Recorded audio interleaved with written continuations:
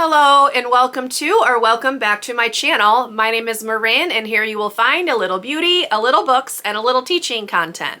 So if that sounds like something you might enjoy, I would love for you to subscribe and stick around and join me in my little corner of YouTube. Today's video is going to be my first quarter update on my 2023-24 teacher goals. So let's go ahead and get into it.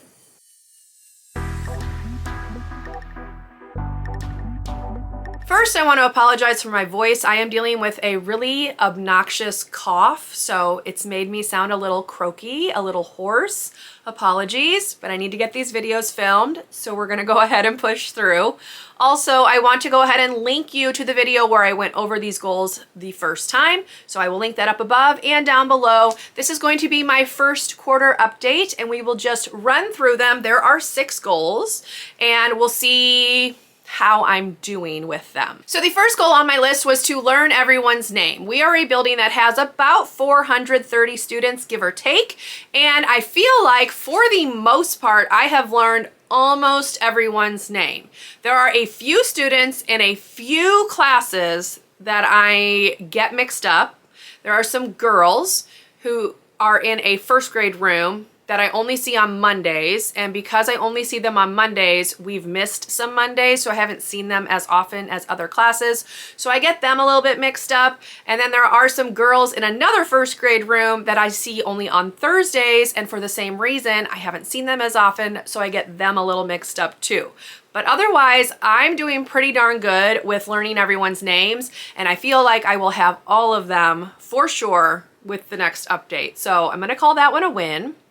Then I wanted to plan at least 2 events. I have planned the first one. The book fair is happening November 10th through November 16th, I believe. So that one's planned. Yay for that. Still need to plan a second one. I'm going to save it for the spring. So we're on track there.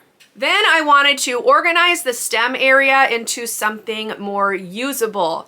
This is in progress and almost complete. The principal is finally going to move the laminator and stuff out of the library and into the collaboration room, which will free up that area so I can actually get going with what I want to do. Now, do I know exactly what I want to do? No, I do not. So that's still in progress, but definitely it's heading in the right direction. I have at least gotten all of the materials organized into bins, put them on the shelves in a more orderly fashion. So this is another one we'll call in progress. Hopefully this will all be done by the next update. Okay, goal number 4 was to implement entertaining/interesting lessons. I feel like right now I am doing the best I can with the fact that I have to read the award nominees by a certain date, and there's only so much you can do with these award nominee books. So I have not done as much with like the entertaining aspect because we're reading these books. Some of them really do not do much. There's not much to the book, so it's hard to come up with activities for them. But I feel like once I get these read, we can get into the more engaging and fun activities. I'm thinking of incorporating STEM activities, that kind of thing, into some of the books. I have lessons that I've purchased from TPT, from the Read Aloud librarian. I will link her store down below. She has a bunch of them. I definitely want to use those, but we have to get through the mandatory reads first. So this will be one that will hopefully come in the second half of the school year.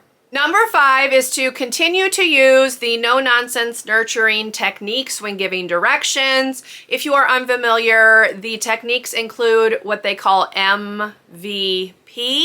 M is for movement, as in how do you want the kids to move during the direction. V is voice. What voice level do you want them at?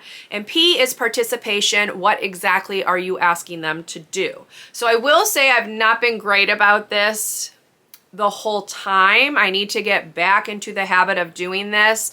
I have not yet gone through the coaching cycle for this at my current school. I did do it at my previous school. So it's just a matter of getting back on track and actually remembering to do the directions like this and get back into like a rhythm and so that it's like more muscle memory and not me actually having to actively think about the directions. So this is something that I still need to work on. So we will say this is a no. Hopefully I will have better news for you when I do my second quarter update, but this one is definitely not something I've done consistently as of yet.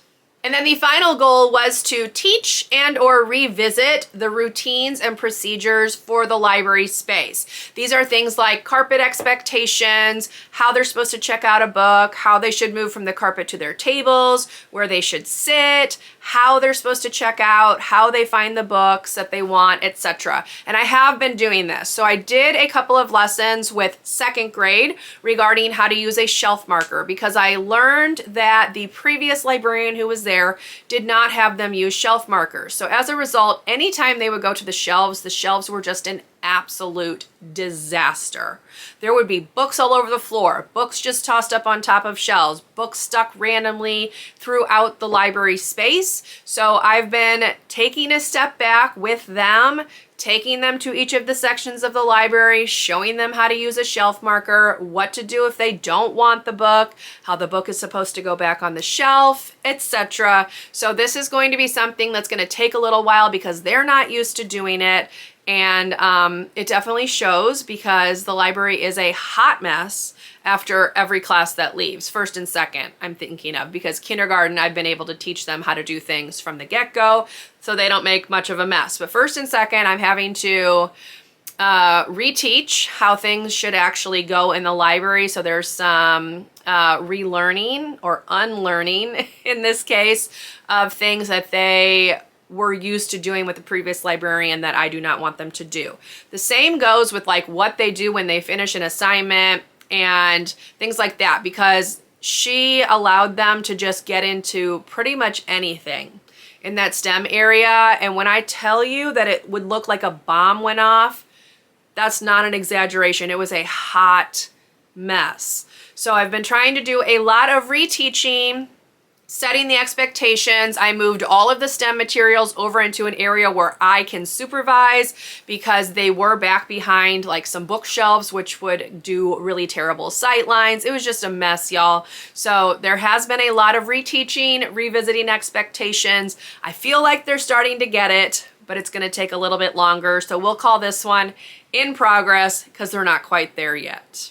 And that's it, y'all. Those were my 6 teacher goals for 2023-24. So I would say I'm doing pretty well. I would say most of them are in progress. A couple of them have been fails, but it's all good. We've got 3 more quarters of the year to get things going the way I want them.